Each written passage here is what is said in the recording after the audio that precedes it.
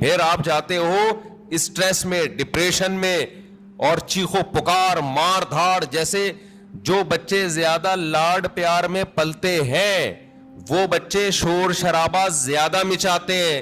جن بچوں پہ ماں باپ کا کنٹرول ہوتا ہے کہ کچھ خواہشات پوری کر دی, کچھ پوری نہیں کی, وہ بچے بھی کنٹرولڈ ہوتے ہیں. یقین نہ آئے تو جا کے مشاہدہ کر لو. میں نے بہت سے بچے ضدی دیکھے ہیں, چیزیں اٹھا کے پھینک رہے, کوئی بات نہیں مانتے. وجہ اس کی ہے کہ ماں باپ ان کی ہر بات مانتے ہیں. نہیں آ رہی سمجھ میں. پتہ نہیں آپ لوگ لاڈلے بچے ہیں اپنے ماں باپ کے یا لاڈلے نہیں ہیں, تو یہ تو اللہ ہی جانتا ہے. لیکن ہم نے ایسے بچے مارکیٹ میں دیکھے, ہر خواہش پوری ہو رہی ہے, بچہ چڑچڑا ہو گیا. اچھا, جس بچے کے ساتھ اس کا کوئی بہن بھائی نہ ہو وہ بھی چڑچڑے ہو جاتے ہیں. اس کی وجہ یہ کہ بہت زیادہ لاڈ پیار اس اکلوتے کو مل جاتا ہے. کیا ہوتا ہے؟ اکلوتے. دوسرا مارکیٹ میں قریب العمر ہوتے نہیں ہیں, 2-4, تو ماں باپ کی ساری لاڈ کا اور پیار کا مرکز یہ اکلوتا, اس کی ہر خواہش پوری. آپ میں سے کوئی اکلوتا ہو تو پیش کی معذرت.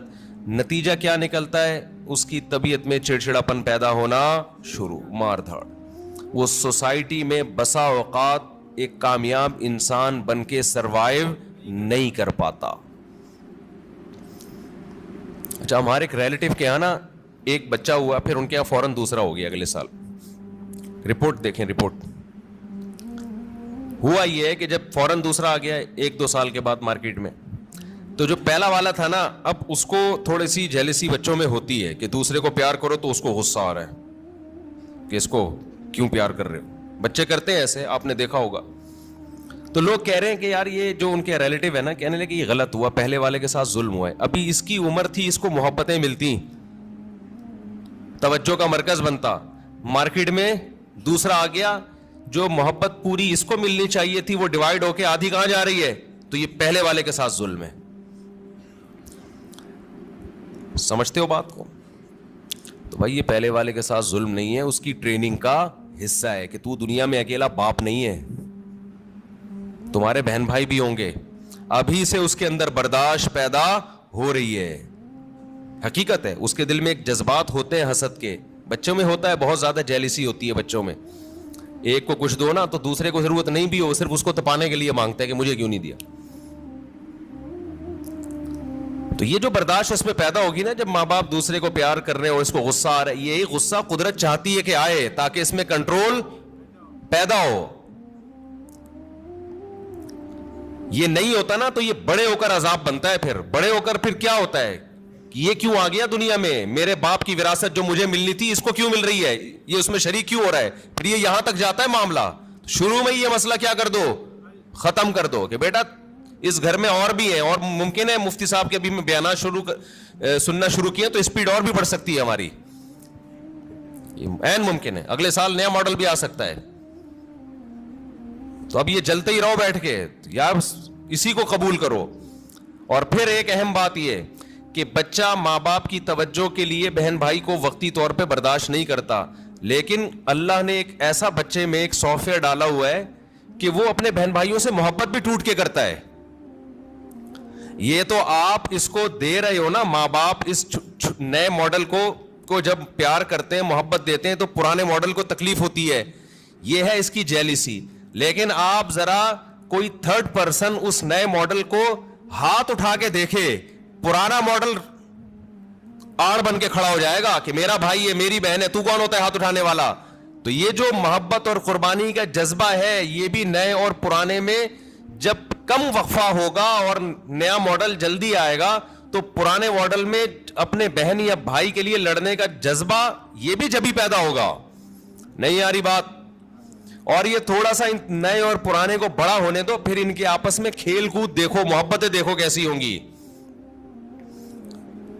تو یہ جو فضول قسم کے لبرل لوگوں کی فضول باتیں ہیں نا کہ ابھی تو پرانے والے کو ٹائم زیادہ چاہیے تھا, ایکچولی نیا والا آ گیا مارکیٹ میں, تو ایکچولی یہ ٹوپی ڈرامے یہ کسی اور کو گنتیاں سکھانا جا کے ساری نیچرل لائف کا بیڑا غرق کر دیا. بچے کو اپنے جیسا بچہ چاہیے بھائی کھیلنے کودنے کے لیے, اس کو ماں باپ سے زیادہ ضرورت بہن بھائیوں کی ہے. ماں باپ تو صرف کیئر کرتے ہیں کہ کیا کر رہا ہے, خراب تو نہیں ہو رہا, سٹے تو نہیں لگا رہا, ایسا تو نہیں تایا نے سگریٹ پھینکی اٹھا کے پی رہا ہے. ماں باپ کا کام صرف یہ نگرانی کرنا ہے. باقی تو اس کو جو اس کی جو انٹرٹینمنٹ والی لائف ہے, جو اس کو انٹرٹین کرے گی, وہ تو بہن بھائی کریں گے. خوش رہے گا, کھیلے گا, کودے گا, انہی کے سے سیکھے گا, مارے گا, روئے گا, پٹے گا بھی, پیٹے گا بھی. یہی تو لائف ہے اس کی. ہر خواہش پوری ہونے سے انسان بنتا نہیں ہے بلکہ بگڑتا ہے.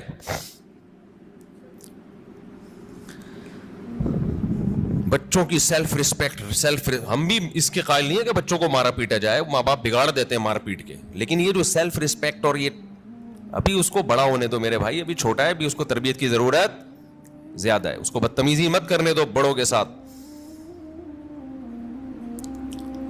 اس کو بتاؤ تم چھوٹے ہو ابھی بیٹا, تم ہمارے باپ ہم ہی ہیں, محبت ملے گی آپ کو, لیکن ہمارے باپ بننے کی کوشش مت کرنا. جو گھر میں پکے گا تیرا باپ بھی وہی کھائے گا. وہ میرا بیان مشہور ہوا تھا نا, پاٹھا کھا لو پاٹھا. بچوں سے مائیں پوچھتی ہے نا, بیٹا پاٹھا کھا لو, نہیں پاٹھا نہیں کھاؤں گا. اچھا چلو ڈبل روٹی کھا لو, نہیں ڈبل روٹی نہیں کھاؤں گا. اچھا چلو اس پہ یہ جیم لگا دوں, نہیں جیم کیوں لگایا. یہ وہ پورا بڑا زبردست میم چلی تھی وہ. تو وہ اس کی اماں آخر میں اس کو جب سمجھایا ایک تھپڑ لگا, یہ کھا لے گا, جو تو کھلائے گی وہی کھائے گا. تو کہتے نہیں بچوں کو موٹیویٹ کرو. اس میں نے کہا تھا موٹی تو اپنا تو ویٹ کر, پہلے تجھے خود اپنے منہ پہ کنٹرول نہیں ہے تو بچے کو کہاں سے تو کنٹرول سکھائے. ہماری والدہ تو ہمیں بتاتی تھی یہ کھا لو, اور چمٹا گرم گرم ہوتا تھا. بعض دفعہ مجھے بچپن سے شوق تھا مرغوب غذائیں کھانے کا. آلو کی بھجیا پکی ہوئی ہوتی تھی بعض دفعہ گھر میں, اور مولی کی پتہ نہیں پتے بعض دفعہ ہماری اماں کو بڑا شوق تھا. ہمیں نوالا حلق سے ہی نہیں اترتا تھا, ہمیں نہیں یاد پڑتا. ہماری اماں نے کہا چل تمہارے لیے میں یہ کر لیتی ہوں, یہ کھانا پڑے گا آپ کو. گھر میں کیا ہے, یہی پک. تو اب ہم نہیں غصہ کر سکتے تھے. ہماری اماں چمٹا دکھاتی تھی, چمٹا یہ لگے گا, لگاتی نہیں تھی لیکن ڈراتی تھی. اور جب ہم دیکھتے